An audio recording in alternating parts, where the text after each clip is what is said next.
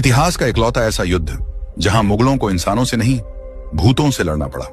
अहोमों की उस विशाल मिट्टी की दीवार के कारण जब राम सिंह की 71,000 की अजेय मुगल फौज असम के घने जंगलों और पानी में उतरी तो उनके साथ वो हुआ जिसकी कल्पना दिल्ली के तख्त पर बैठे औरंगजेब ने सपने में भी नहीं की थी।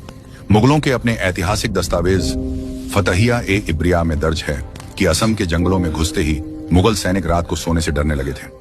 छावनी में खौफ फैल गया था कि असम के मायोंग इलाके के तांत्रिक रात के अंधेरे में हवा में उड़कर आते हैं और सोते हुए सैनिकों की सांसें खींच लेते हैं। हर सुबह मुगलों के तंबू में बिना सिर के लाशें मिलती थीं, लेकिन सच काले जादू से भी ज्यादा खौफनाक था। ये कोई भूत नहीं बल्कि अहोम सेना के खूंखार गुरिल्ला कमांडोज थे जो रात के घने अंधेरे में अपने शरीर पर काला कीचड़ पोतकर मुगलों के कैंप में घुसते थे, मुंडियां काटते थे और वापस पानी और जंगलों में किसी परछाई की तरह गायब हो जाते थे।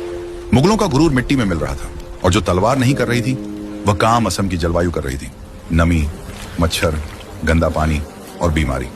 छावनी में पेचिश और बुखार फैलने लगा। सैनिक बिना युद्ध लड़े टूटने लगे। रात की नींद गायब थी, दिन का भरोसा भी। रोज सैनिक बिना लड़े तड़प तड़प कर मरने लगे। असम के इस काले जादू का खौफ मुगलों पर इतना हावी हो गया था कि दिल्ली से औरंगजेब ने अपने सेनापति को बचाने के लिए 5 सूफी पीरों को असम भेजा।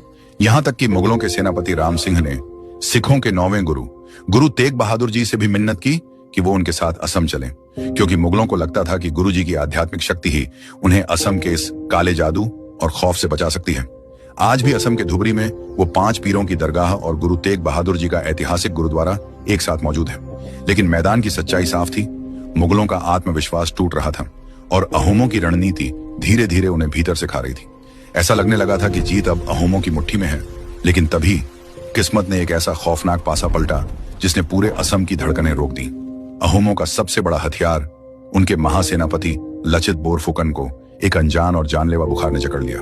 वो 104 डिग्री बुखार में बिस्तर पर गिर पड़े। उनके शरीर ने काम करना बंद कर दिया और इसी पल का फायदा उठाकर मुगलों की विशाल नेवी ने अपने सबसे खतरनाक युद्धपोतों वॉरशिप्स के साथ ब्रह्मपुत्र नदी पर फाइनल धावा बोल दिया।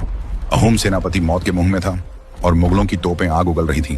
क्या हुआ इतिहास के सबसे बड़े सराय घाट के समुद्री महायुद्ध में? अगर आप इस रोंगटे खड़े कर देने वाली कहानी का ग्रैंड फिनाले पार्ट 3 देखना चाहते हैं तो अभी इस वीडियो को लाइक करें और कमेंट सेक्शन में लिखें पार्ट 3।